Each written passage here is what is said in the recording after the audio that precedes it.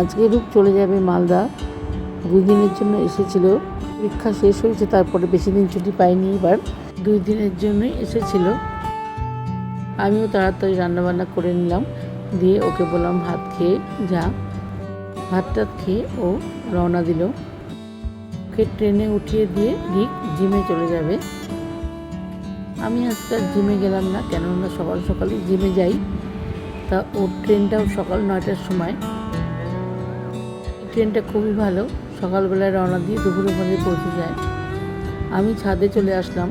ছাদের থেকে ট্রেনটা খুব সুন্দর দেখা যায়।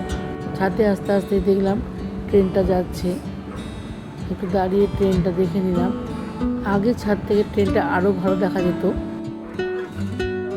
এরপর সন্ধ্যাবেলায় চলে আসলাম হনুমান মন্দিরে। আজকে হনুমান জয়ন্তীর পরের দিন এসে ঠাকুর প্রণাম করে দেখলাম পাশেই যজ্ঞ হচ্ছে। কিছুক্ষণ দাঁড়িয়ে যজ্ঞ দেখলাম, অনেক লোকই আছে। যজ্ঞ দেখে বেরিয়ে আস্তে আস্তে দেখলাম সবাই লাইন দিয়ে প্রসাদ নিচ্ছে।